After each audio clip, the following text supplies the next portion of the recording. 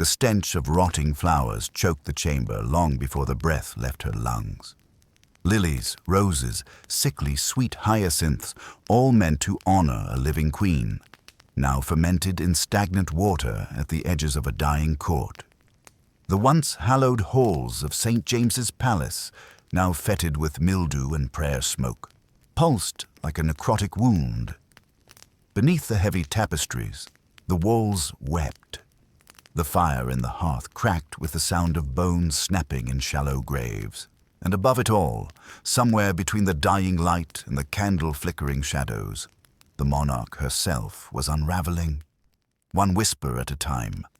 Her skin had yellowed like old parchment stretched thin across hollowed cheeks. Her belly, once swollen with phantom life, was now shriveled with the echo of unborn heirs. She no longer walked the corridors of power. She was devoured by them. Ministers whispered beyond closed doors, not of war nor law, but of whether the queen was possessed, whether the darkness in her womb was divine punishment, whether the voices she answered in solitude were saints or shadows. England, drenched in the blood of those burned for believing differently, now held its breath. For the woman who crowned herself God's executioner was no longer feared, she was pitied, and in that pity was horror. In that decay was something sacred, profane, and unutterably lonely. This was not a queen awaiting death. This was a kingdom watching its soul hemorrhage from a woman's dying body. We care about you deeply, and we're honored you've chosen to join us in this descent through one of history's darkest corridors. Before we begin the story, tell us, where in the world are you watching from? And what time is it there? Now grab your coffee and let's get started. She was born into a storm not of weather, but of doctrine, an infant thrust between empires of flesh and faith. Mary Tudor, daughter of King Henry VIII and Catherine of Aragon, entered a world already cracking beneath the weight of dynastic obsession. She was a Tudor by blood, a Habsburg by lineage, and a Spaniard in heart. From the moment she took breath in 1516, her body was not her own. It belonged to England's inheritance. It belonged to Rome's vengeance. It belonged to her father's rage and her mother's humiliation. Her cradle was wrapped in silk and thorns. As a child, she was radiant, precocious, steeped in Latin, music, theology. A princess not of frivolity, but of the mind. Yet behind the regal polish was a tightening noose of uncertainty. Her mother's exile at the hands of Anne Boleyn, her own demotion to bastard, left invisible gashes across the delicate framework of her soul. For a girl raised on sacraments and saints, to be declared illegitimate was not only a legal cruelty, it was spiritual mutilation. God, she was taught, crowned the righteous. What then did it mean to be uncrowned? The fracture widened as the Reformation devoured England's altars. Icons were smashed. Priests fled. And Mary, quiet, trembling Mary, clung to her rosary as if it were a blade. To survive the reigns of her father, her half-brother Edward VI, and the Protestant tidal wave that followed, she became fluent in concealment. But hers was not a silence of cowardice. It was the silence of calcified faith. She buried her mother's suffering in her chest and fed it like a sacred fire. She would restore what was broken. She would make England Catholic again, or she would make England bleed. When the boy king died, the throne was usurped by Lady Jane Grey, a Protestant puppet crowned by ambition, not lineage. For 9 days, the nation teetered between two queens, one a scholar martyr, the other a rightful heir with thunder in her bones. Mary rallied the masses not with swords, but with the weight of divine inheritance. The common folk, weary of whiplash doctrine and whispered treason, saw in her the ghost of lost sanctity. She marched on London not with an army, but with prophecy in her veins, and London, trembling, divided, uncertain, knelt. Her coronation was a spectacle of deliberate restoration. Latin masses echoed through cathedrals suffocated for years by silence. The host was lifted high. Heretic bishops were cast down. The bells tolled not just for Mary Tudor's ascension, but for the resurrection of a faith long mutilated by royal convenience. It was not governance she sought. It was expiation. Her father had broken the church to indulge his loins. She would rebuild it with fire. Then came Philip. The Spanish prince, pale and expressionless, arrived cloaked in protocol and aversion.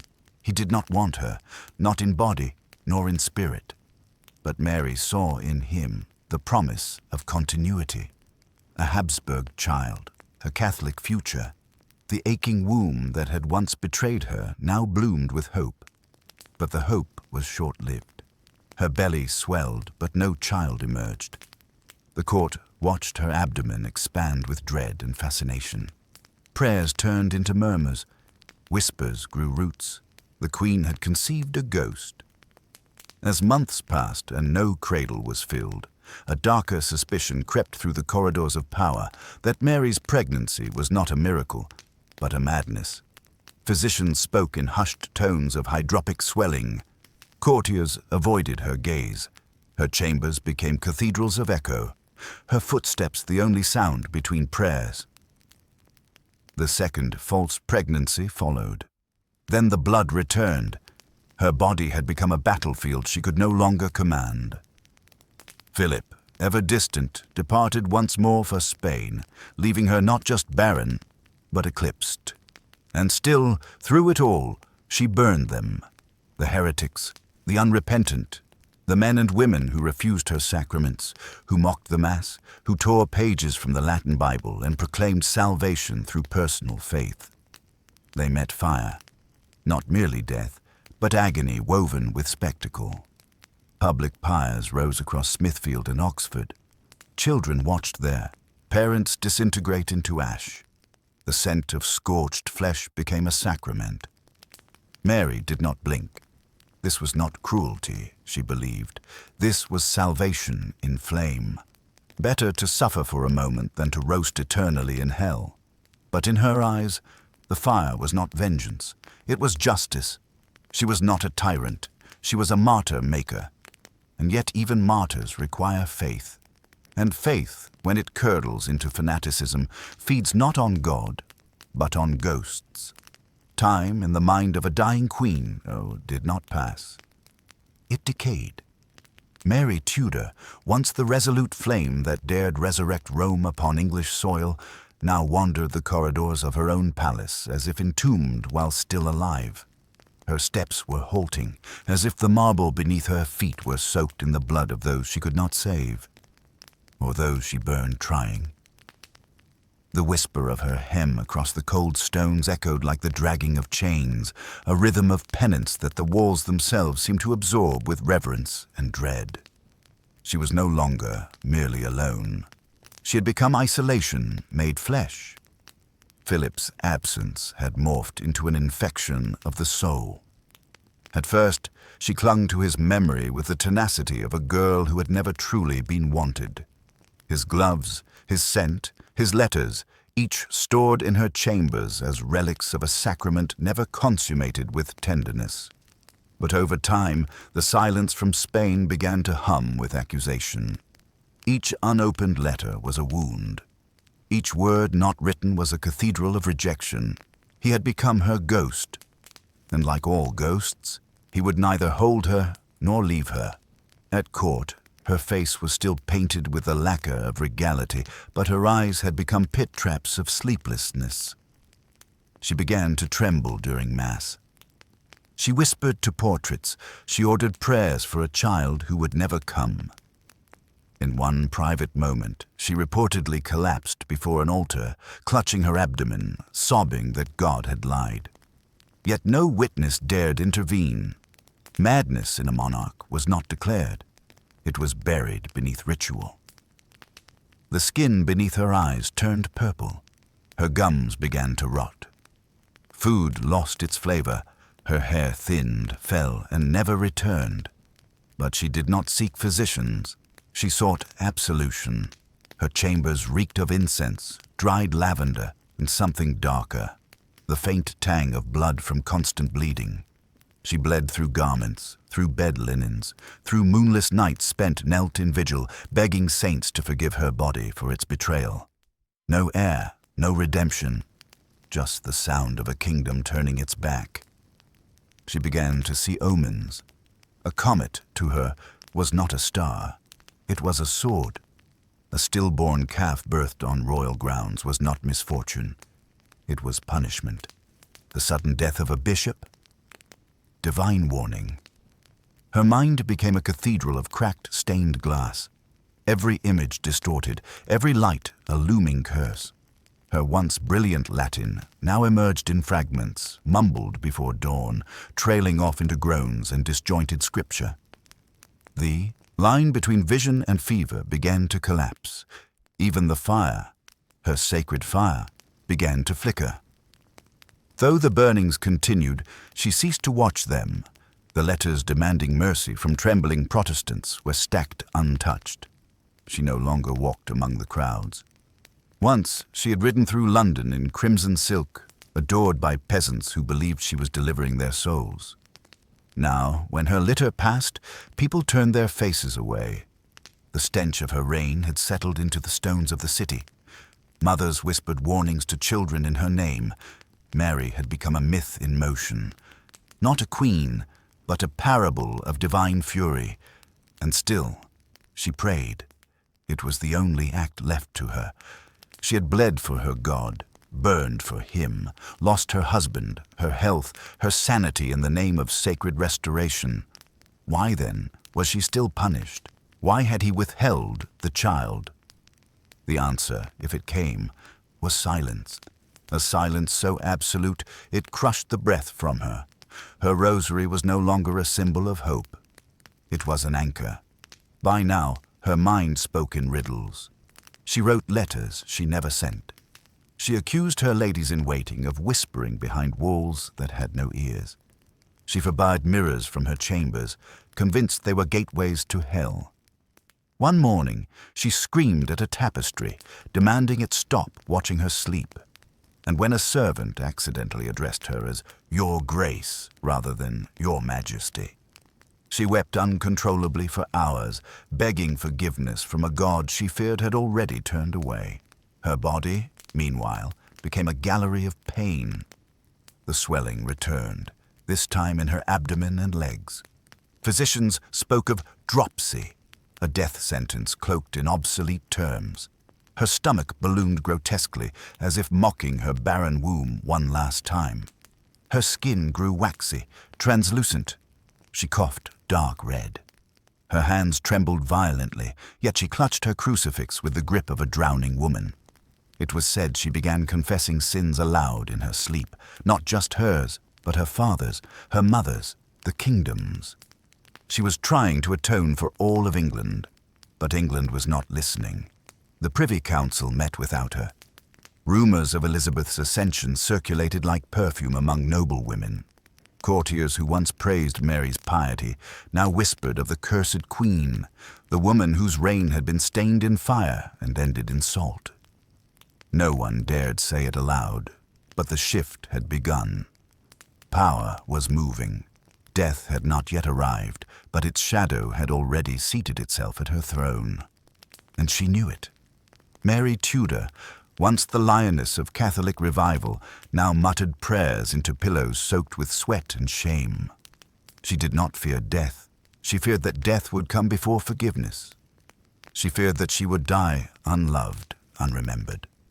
A ghost without relic, a queen without sainthood.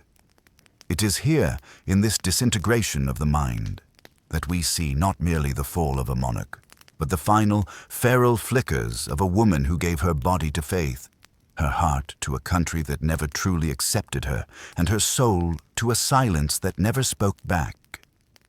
There was no scaffold, no axe, no crowd roaring for blood, and yet her death was an execution, slow, ceremonial, and agonizing. The chambers in which she lay were dimly lit with taper candles, whose wax sagged like the skin that now drooped from her bones. Time had thickened around her bed like fog over a battlefield. The curtains were drawn not out of modesty, but to keep the world out, to keep death from seeing too clearly what he had come for. The Queen of England, once cloaked in ermine and absolution, now lay beneath linens soiled with pus, urine, and the scent of something deeper than rot, the scent of sanctity turning to ash. By November of 1558, Mary Tudor had become unrecognizable, a desiccated relic of sovereignty, hollowed by disease and remorse. Her limbs had ballooned grotesquely with edema. The fluid in her abdomen sloshed when she moved, and she had stopped asking the physicians whether the swelling was a child. She knew now that no infant would ever cry from her womb. Only worms. Each breath rattled in her throat like the turning of a rusted key. Her face, once pale with porcelain dignity, had turned jaundiced and waxen, the skin peeling in flakes that clung to her collar like bits of parchment. Her gums bled when she whispered prayers. Her teeth had loosened, and yet she clung to the crucifix with the desperation of the condemned, as if the wood itself could anchor her soul to the God who now only watched. This was not death from battles or betrayal. This was death as sacrament, each day a litany of indignities recited through failing flesh. Her mind began to flicker in and out of lucidity. At times, she thought herself back in Ludlow, a child again in her mother's arms. At others, she called out to Philip as if he were beside her. Once, she tried to stand, declaring she had to go to Mass, only to collapse onto the floor, voiding blood and fluid from her body in a grotesque tableau of faith undone. Attendants wept in silence. They were not forbidden from crying. They were simply too paralyzed to do so. What they witnessed was no ordinary death. It was a woman being consumed by every vow she had ever made, every name she had ever burned, every word of scripture she had ever clutched in trembling hands. She was not dying. She was being unmade. The priests came daily now, their presence more for the living than the dead. Latin murmurs draped over her like shrouds. She responded when she could, her voice rasping like leaves in windless air.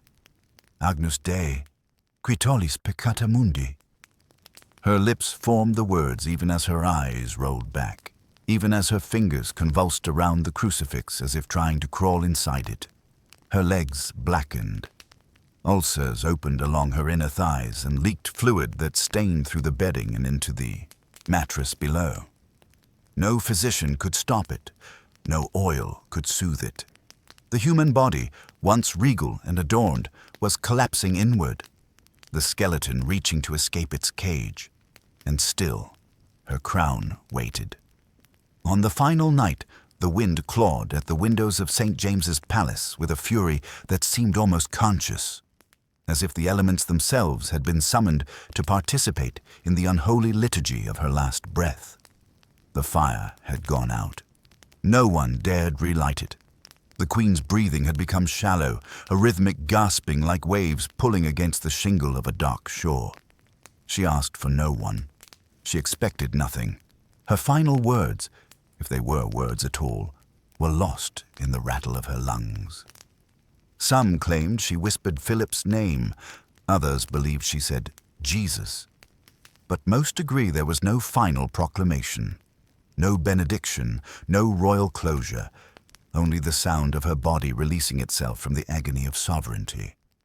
At 5 a.m. on the 17th of November, the woman who had turned England's soil into ash died in silence. But death did not end her ordeal. There was no great mourning, no cathedral bells tolling in defiant agony. The court had already begun preparations for Elizabeth. Nobles who once swore fealty to Mary now removed her likeness from their walls. Her death was not a national tragedy. It was a solution. She had become too much, too devout, too barren, too broken. The nation exhaled, not with grief, but with relief. Even her body was handled with caution. The corpse was bloated, leaking, discolored. Embalmers hesitated. When they finally began their work, they sealed her in lead, not to honor her, but to contain the scent of corruption. Her entrails were removed, not ritually, but practically, a gesture less of reverence and more of hygienic necessity. They burned the linens. They salted the mattress. And for several days, her chamber was left untouched, a sterile tomb of failed salvation. And yet in death, the body still held power. She was laid out in state, surrounded by black cloth, Marian emblems and silver crucifixes, but the people who came to see her did not kneel. They stared. They counted the candles. They whispered to one another of Elizabeth, of a new dawn. The Queen was dead, but her ghost remained. Not in spirit, but in odor, in silence, in the weight of things not said. Her funeral procession was grand, as custom demanded, but even it bore the weight of contradiction. Black horses, veiled riders, a coffin draped in velvet and iron, the spectacle of monarchy undone. But among the crowds, there were no tears, only eyes watching the coffin pass with the kind of reverence reserved not for saints, but for curses. One child is said to have asked her mother, was she the one who burned the people? The mother did not answer. The coffin entered Westminster Abbey beneath a sky that refused to rain. Inside, Latin prayers echoed into vaulted silence. Her body, sealed in, lead and dressed in decay, was lowered beneath stone. But above her, already, the bells of another queen began to toll. Mary had believed her fire would purify England. She had believed that in sacrificing mercy, she was preserving eternity. But here, in the cold soil of royal interment, her fire ended as it began, with smoke, with silence, and with a nation looking the other way. This was not mercy. This was precision. This was not grief. This was forgetting. And the woman once known as God's instrument on earth was now just another name wrapped in lead and laid among kings who had broken more than her heart. The moment Mary Tudor's breath ceased to ripple the stale air of her chamber, England shifted on an invisible axis, not with the thunder of armies, nor the clash of crowns, but with a muted sigh of relief so profound it seemed to pulse beneath the cobblestones themselves. The reign of the Blood Queen was over. The reign of the Iron Maiden, who had woven fire and faith into a tapestry of agony, now lay folded like her own withered hands across the cold silk of history. In the days that followed, the courtiers of St. James's and Westminster became architects of erasure. Portraits once vibrant with the crimson of her royal robes were quietly darkened, eyes repainted to dull shadows. The tapestries that had chronicled her reign were carefully folded and hidden as though to shield the nation from a memory too raw, too sharp to endure. Even her name was spoken less as a blessing and more as a curse muttered in hushed tones, a ghost story told around fires that flickered with unease. The city itself seemed to breathe differently. London's streets, once thick with the scent of burning flesh from the pyres that marked her reign, now bore only the faintest trace of that acrid smoke, like a wound finally scabbed over, yet still tender beneath the surface. The common folk, who had once feared and revered her in equal measure, moved with cautious optimism. Mothers hushed children who dared ask about the Queen of Flames, warning that some things belonged to the shadows and should not be spoken aloud. But the shadows lingered. For many, Mary's death was less a relief than a reckoning. The fires that had consumed heretics, the bodies charred beyond recognition, and the tears of widows and orphans. These did not vanish with the last flicker of her mortal coil. They had etched themselves into the collective memory of a nation teetering between redemption and damnation. Politically, the vacuum left by her passing was both immediate and profound. The Privy Council, long wary of her obstinance and unpredictable will, swiftly turned their attention to the next heir. Elizabeth, her half-sister and the Protestant symbol of a new dawn, was summoned with urgency. The crown, still warm with Mary's death, was to be passed, not with ceremony or grace, but with the sober haste of survival. Yet Elizabeth's ascension was not the balm many hoped for. Whispers filled the halls of power about the fragility beneath the poised exterior of the new queen. Would she be merciful where Mary was relentless? Would she mend the shattered faiths or deepen the fractures? These questions haunted the corridors as much as Mary's memory, lingering like a spectre refusing to be exorcised. The public spectacle of transition was marked by contrast.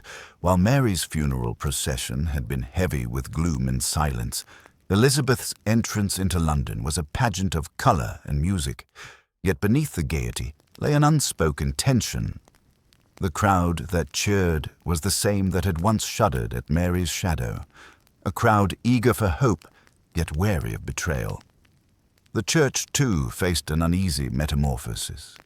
Mary's fierce Catholic restoration had burned bridges and faith alike. Her successors, faced with the impossible task of healing, walked a narrow path between doctrine and pragmatism. The statues smashed, the altars restored, the masses suppressed or celebrated, each act a negotiation with the ghosts of flames long since extinguished.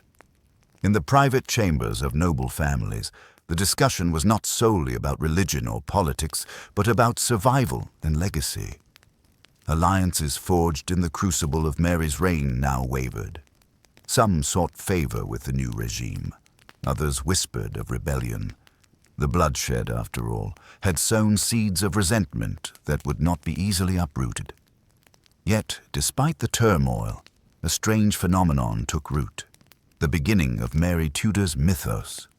Not as the merciless queen who ignited England's skies with fire, but as a tragic figure caught between divine mandate and human frailty. Poets penned verses hinting at her martyrdom. Theologians debated the righteousness of her cause. Even in exile, her memory was a flame that refused to be snuffed. And the people, long familiar with the theatre of monarchy, learned anew that history was never merely written in triumph. It was written in scars, in the ashes of burned souls, in the silence of forgotten prayers, in the shadows cast by a queen who ruled through both love and terror. Her death did not close a chapter, it opened a wound, one that England would carry for generations, stitched with blood, smoke, and the unyielding echo of a flame that once sought to consume all. History is not a tomb. It is a mirror, cracked, stained, unwilling to lie. And in its fractured reflection, the figure of Mary Tudor persists, not as a queen embalmed in reverence, but as something far more volatile, a paradox. To the generations that followed, she was given a name shaped not by her crown nor her lineage, but by her fire. Bloody Mary, a moniker not bestowed with ceremony, but with contempt. A name whispered not in homage, but in fear, uttered like a curse or a summoning. She became a ghost in the English psyche, haunting school children through games and mirrors, reduced from monarch to monster. But even monsters are made, not born. Her legacy, embalmed in fire and obscured by her successor's golden veneer, was not merely rewritten. It was ritualistically desecrated. Elizabeth I, the sister she once disinherited, would recast the kingdom in Protestant marble, smoothing over the charred remains of Mary's sacred crusade with ink and pearls. The altars were stripped again. The crucifixes vanished. Latin became heresy. And Mary, once the hand of divine justice, was transformed into a cautionary tale. Not a martyr, but a mistake. Yet symbols are never still. Even as Protestant England declared her reign a failed aberration, Catholic Europe mourned her as a saintly victim of politics. Spanish poets enshrined her in elegies. Jesuit scholars cited her as proof that England had once remembered Rome. She became a symbol, not of madness, but of defiance. A sovereign who dared to place her soul above her safety, her God above her popularity. In her ashes, they saw purity. In her grief, they saw strength. But these portraits, like all relics, lie in their completeness. For Mary was neither saint nor demon. She was a woman hollowed by inheritance, a child of trauma, raised in exile, denied legitimacy, used as pawn, praised only in absence. Her fire was born not of sadism, but of sacred desperation. She burned because she believed that every heretic saved from hellfire was an act of mercy. She burned because she saw herself burning in every unrepentant soul. Her cruelty was not detached. It was intimate. She wept in private for the very men and women she condemned. But tears were not absolution. Ashes do not forget. There is, buried beneath her legacy, a deeper horror. Not that she died unloved, but that she died unknowable. No statue of her stands in triumph. No cathedral bears her name in gold. Her tomb, shared with Elizabeth, is an irony sculpted in stone. The devout Catholic and the icon of Protestantism entombed in eternal proximity, their bones indistinguishable, their legacies forever entwined in silent war. They lie not side by side, but face to face in death's cloister, their hearts long rotted yet still defiant. One queen reborn in legend, one queen swallowed in shadow. And yet in this shadow, something remains. Mary's life, marred by miscarriages, betrayals, false pregnancies, and unreciprocated devotion, resonates with a grief so personal that it can scarcely be called political. She was a queen, yes, but also a woman ravaged by hope. Her reign was not merely a chapter in England's chronicle, but a symptom of a deeper sickness. The sickness of dynasties built on bodies, of kingdoms baptized in the blood of belief, of women tasked with preserving legacies through flesh they could not control. In modern retellings, her story is rarely explored with empathy. The fire eclipses the face, but to truly reckon with Mary Tudor is not to forgive the flames. It is to step inside them, to feel what she felt when her womb betrayed her for the last time, to hear the silence of a God who would not grant her a child, to see the world through the eyes of a woman crowned too late, loved too little, and remembered too wrongly. For if legacy is memory ritualized, then hers has become a ritual of fear. And yet she endures, not in reverence, not in prayer, but in that uneasy place where horror and sorrow become indistinguishable, in the eyes of queens who followed, who learned to wield softness as steel, in the caution of rulers who fear their own righteousness, in the myth of the mirror, where her name is still invoked, Bloody Mary. Not to understand her, but to tremble before her. She was not mourned. She was erased. She was not forgotten. She was renamed. She was not redeemed. She was recast. And in that recasting, Mary Tudor became what history fears most, a woman too sacred to love, too broken to destroy, and too dangerous to remember truthfully.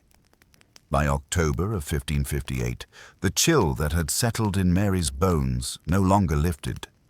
It wasn't the damp winds of London that froze her. It was the realization that everything she had built was disintegrating, slowly and silently, like paper in acid. The divine right she had worn like a shield now seemed to rot in her hands. The crown was no longer a symbol of authority, but of unbearable burden, a crucifix pressed into flesh. Her body betrayed her before her kingdom did. She could no longer walk without help. Her hands trembled when she reached for a goblet, and her appetite had vanished completely. The once pale woman had grown ashen, with a colorless complexion that even prayer could not hide. Her teeth were blackening, her hair fell in clumps, her belly swelled again, but not with life. Physicians whispered the words dropsy and tumor, but no one dared tell her the truth. Her body was collapsing in on itself, eating her from the inside. Each morning, she insisted on hearing Mass, even when she could not rise from bed. Her maids propped her up with pillows like a dying saint in a cathedral painting. Her lips still formed prayers, though they cracked and bled with each syllable. The Gospel of the Passion was read aloud, and she clutched her crucifix as if Christ might reach down and unburn her history. Yet the court was already preparing for her death. Outside her chambers, there were quiet meetings and rehearsals, not of mourning, but of succession. Elizabeth's name echoed louder than Mary's own in her final weeks. Letters were dispatched to Protestant nobles. The papal legate withdrew, and those who had once knelt in Mary's presence now avoided her gaze. But Mary knew. She always knew. She asked her confessors whether God would forgive her, not for her beliefs, but for the flames she had fed. She did not weep, but she spoke with the dryness of someone parched for salvation. She feared dying without communion, without cleansing, without the redemption she had tried to enforce on England. Her hallucinations intensified. She saw her mother, Queen Catherine of Aragon, standing by the hearth in Spanish robes, mourning for a daughter who had lost everything in the name of faith. She saw the faces of Protestant martyrs, charred and twisted in the candle wax. She murmured names in her sleep. Philip, Elizabeth, Mother... The three souls who had shaped her, broken her, and abandoned her. On the night of November 14th, a thunderstorm raged over London.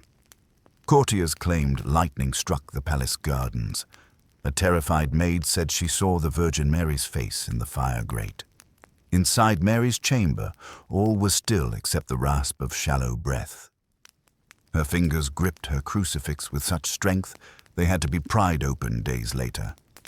By November 17th, 1558, the Queen of England, the daughter of the Spanish Catholic Empire, the wife of a foreign king, the woman who had tried to turn back time, exhaled her last breath just before dawn.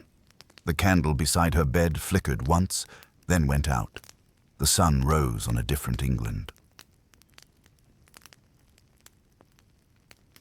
Outside the palace, no bells tolled for Mary, no gun salutes were fired, no grand mourning procession stepped forward.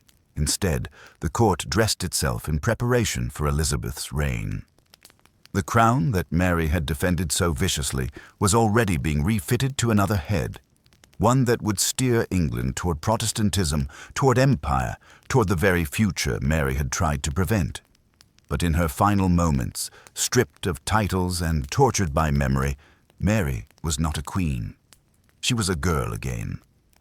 The child abandoned by her father. The young woman discarded by her betrothed. The sovereign shunned by her own husband. And though history would call her Bloody Mary, perhaps the truest horror of her story is not the blood she spilled, but the love she never received. She died as she had lived, unloved, unwanted, and unwavering. The crown moved on, the country exhaled, and the name Mary Tudor began its descent into darkness. Not as a martyred queen or a misunderstood ruler, but as something colder, crueler, and more symbolic. Bloody Mary. It began in whispers. Children in Protestant homes were warned of her. The queen who burned the innocent, who lit the night skies of Smithfield with the screams of heretics. Priests who once praised her now lowered their voices when her name passed their lips. History, in its haste to welcome Elizabeth, sharpened its blade against Mary, carving her legacy into something grotesque, almost monstrous. And in time, a myth was born. Not a historical figure, but a spectre. A phantom bride in red, weeping blood, appearing in candle-lit mirrors if summoned 3 times. A warning, a punishment, a tale told by firelight, of the queen who killed in God's name and in turn was cursed to wander the edge of every child's nightmare. But behind the myth, buried beneath the soot of propaganda and the rubble of memory, lay the truth, a woman shaped by pain. Mary was England's first crowned queen regnant, not a wife to a king, not a mother to a successor, but a ruler in her own right. She claimed power in a time when women were not meant to rule. She rode into London in armor to seize her crown. She held it against rebellion and betrayal for 5 brutal years. She brought legitimacy to the throne, not just for herself, but for every queen who followed. Without Mary, there would be no Elizabeth. Without Mary, monarchy remained a masculine inheritance. She shattered that illusion, even if the fragments cut deep. And yet, she bled her reign in fire. Mary believed in a soul salvation above all. She believed that England had sinned and that purging sin, through flame, was her divine mission. In her mind, she was not killing Protestants. She was saving souls, returning them to truth, cleansing the rot before it consumed the entire kingdom. But fire never discriminates. It burns flesh whether it belongs to a bishop or a beggar, whether it chants in Latin or English, and once it's lit, it never forgets. In the end, she burned nearly 300 Protestants, men and women, elders and children, scholars and laborers. Each flame etched her name deeper into the stone of infamy. The cruelty was not just in the executions, it was in the theater. The public pyres, the forced confessions, the way she made belief a test of blood. Her reign created martyrs where there might have been peace, and those martyrs lived on long after Mary's breath had ceased. John Fox's Book of Martyrs would become one of the most widely read English texts of the Reformation. In its pages, Mary is not a queen. She is an instrument of hell, a warning, a tyrant in skirts. Even her own family erased her. Elizabeth, her half-sister, ensured that Mary's Catholic legacy was swept aside. The altars were smashed. Latin was abandoned. And Mary's death was framed not as a tragedy, but as deliverance. Her body was buried in Westminster Abbey, beneath the marble and gold she had loved in life. But decades later, Elizabeth was buried on top of her. Their joint tomb bears an inscription, "Partners in throne and grave." Yet only Elizabeth's name is visible on the surface. Mary lies underneath, unnamed, overshadowed, erased. Still in silence, her story speaks. She is the ghost queen of English history, not romanticized like Anne Boleyn, nor celebrated like Elizabeth.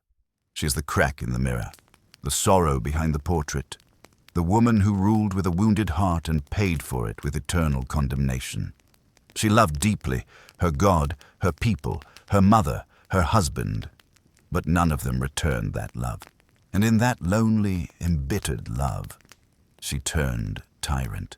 She thought England could be redeemed if it could only feel what she felt, the agony of abandonment, the ecstasy of salvation. But nations do not repent.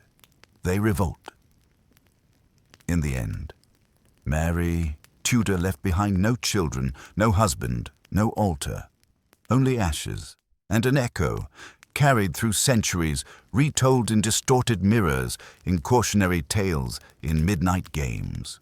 Bloody Mary, Bloody Mary, Bloody Mary. Whisper her name, and you will not see a queen. You will see a woman whose faith became fire, whose throne became a tomb, and whose history, like her reign, still smolders in silence.